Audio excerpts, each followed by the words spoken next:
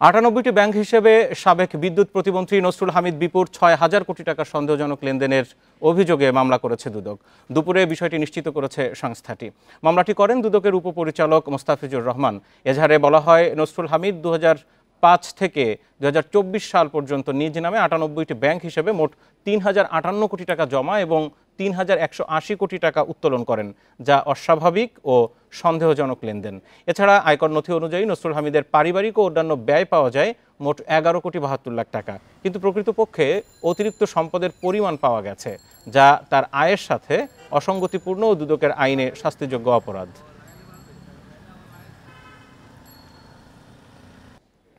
এ ব্যাপারে আরও জানবো। রাজধানীর সেগুনবাগিচায় দুদকের প্রধান কার্যালয় থেকে সরাসরি যোগ দিচ্ছেন সহকর্মী রিশাদ হুদা।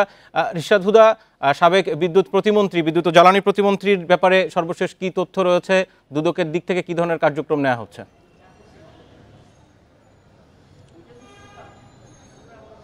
আচ্ছা, আপনারা জানেন যে এটা আসলে কিন্তু আগস্টের শেষ ভাগে, অর্থাৎ হচ্ছে ১১ আগস্ট এই বিষয়ে অনুসন্ধান শুরু করে দুদক, অর্থাৎ নসরুল হামিদ বিপুর বিষয়ে।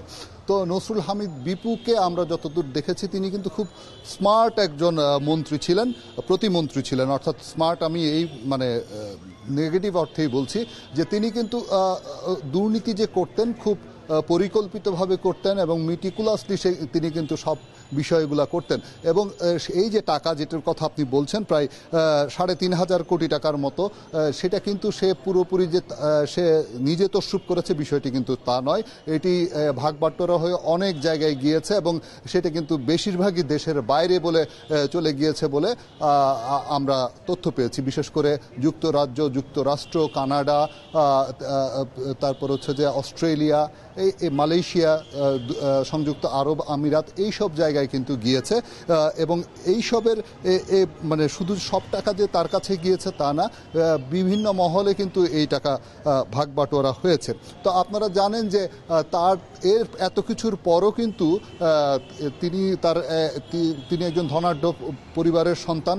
তা এত কিছুর পরেও কিন্তু তিনি সম্পূর্ণ অবৈধ সম্পদ তার লুকাইতে পারেন নাই।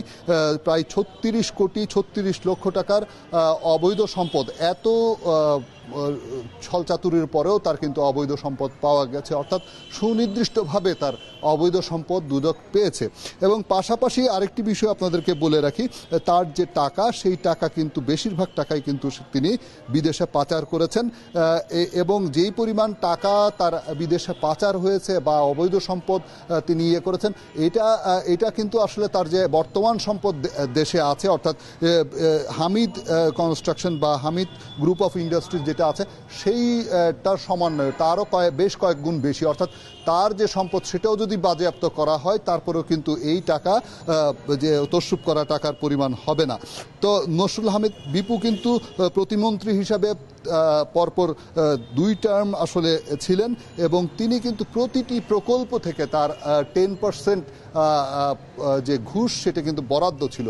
এবং এই বরাদ্দ টাকা কিন্তু সে সবসময় খুব সুন্দর করে এটি সংগ্রহ করতেন এবং সংগ্রহ করে তার যে ৯৮টি ব্যাংক অ্যাকাউন্ট, সেই ব্যাংক অ্যাকাউন্টে কিন্তু আসতো। এবং সেই ব্যাংক অ্যাকাউন্ট, এগুলো কিন্তু কোনোটাই তার বাণিজ্যিক ব্যাংক অ্যাকাউন্ট নয়, তার ব্যক্তিগত ব্যাংক অ্যাকাউন্ট। সেই ব্যাংক অ্যাকাউন্টে আসতো এবং সে কিছুদিন পরেই তা সেখান থেকে তুলে নিয়ে এই মোটামুটি ৫ থেকে ৬০টি দেশে তিনি পাচার করতেন। এবং তার কিন্তু প্রায় আরও শতাধিক ব্যাংক অ্যাকাউন্ট দেশের বাইরে রয়েছে বলে আমরা জানতে পেরেছি, অর্থাৎ বিদেশি ব্যাংকে তার অ্যাকাউন্ট। আপনাকে ধন্যবাদ।